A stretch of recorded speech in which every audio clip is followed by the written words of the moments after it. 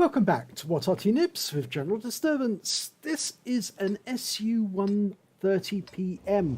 It's the Soviet Tier 8 premium tank destroyer, and this one's located on the northwest spawn of Fjords under the command of Captain Ashtorm.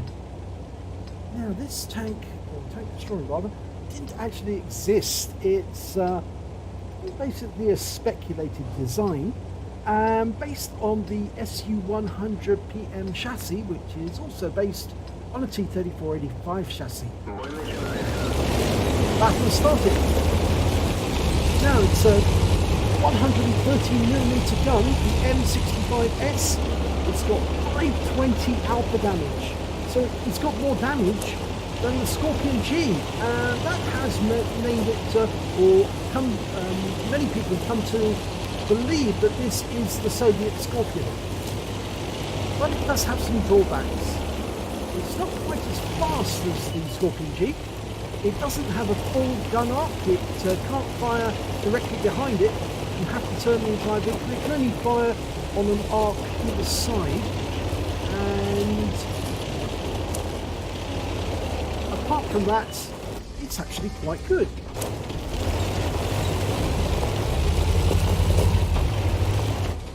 Now, this was the vehicle that was given in the Winter Challenge. That chap 12 times. Oh, lovely shot there! 574 hit points. That's a high roll. And you can see he's moving his vehicle around.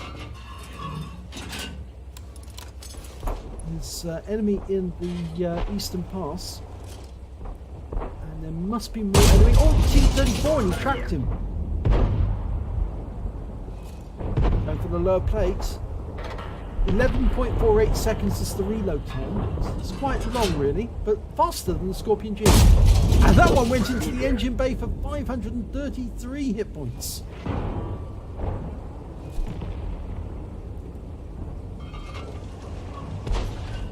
Okay, he's loaded again. Scanning around for a target, and we've got one, Pershing. And he takes 512 hit points off him. And he was seen, so he pulled back to avoid return fire. The armour is not that good on this tank, it really isn't. You're looking at hull armour of 20mm at the front, 15 at the sides, 8 at the rear. So basically it's a glass cannon. 484 off the ISM. Speed, well, it'll do 65 kilometers an hour forwards and 20 backwards, and another 524 off the ISM, who's probably thinking, why did I go around this corner? And regretting his life choices. He's now about to be deleted from the game. Yep, bye bye. Back in the garage now. I don't think he'll make that decision to come around the corner so hastily in the future. And the Tiger 2 is about to do the same, I think. Lower plate. Yep, 542, high roll. Now, it's got quite a good view range, if you think about it, 360 meters, but... that's like a 2, really. Another big mistake to come around the corner, and he's clocked up 4.1k of damage so far in the game. Game's only been going for just slightly more than 3 minutes. Looking around for targets. Well, that 416 is actually behind the corner, and he's actually just been wiped out. T-44 got him. There's an enemy SU-130 to the south. I wonder if he's thinking about crossing the valley there to get to it. Obviously it's at 257 in the eastern pass, and I'm sure that if he did cross the valley he would come under fire from them. Will they hold up around the corner?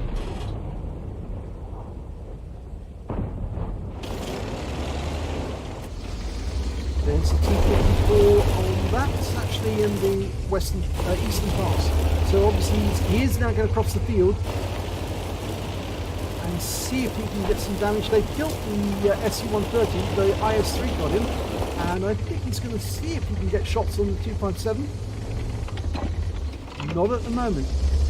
There we can, yes, now we can see him. Can we get a shot in? Going for it, lower plate. And he just tracks him, unfortunately.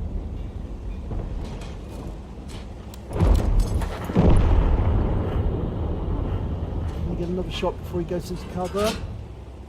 Yes, he does! 501, it's a low roll, but that brings up the potential high caliber. 257's gone around the corner now to protect himself. It's a bit of a dire position for them now, because there's only 3 enemy tanks remaining, and they all appear to be in decent pass. Can you get a shot on the 257? No, not on that occasion.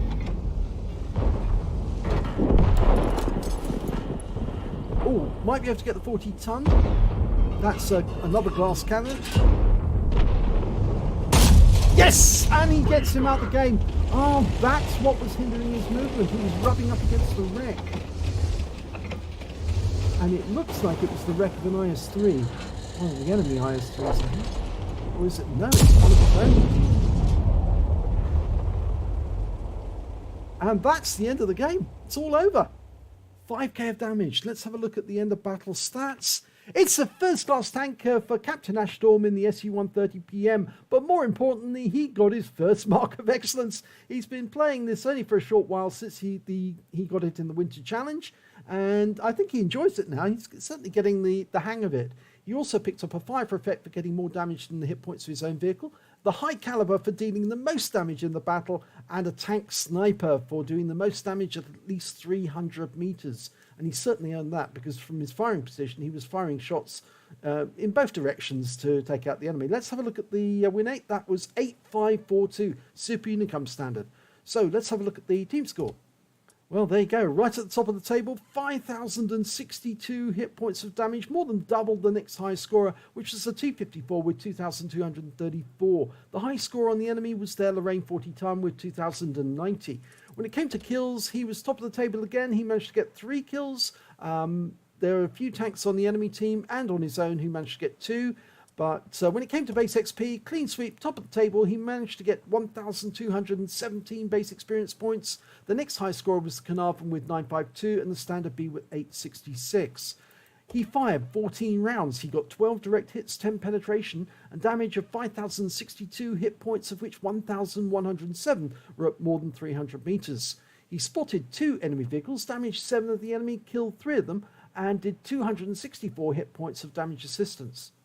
On the credit side, on a premium account, he earned 123,831 credits, got 61,916 from personal reserve, and 61,916 for completing the mission and events. So his total came to 245,663 credits overall, and after ammunition resupply, and the ammo is not that expensive, he ended up with 230,653 credits to take away.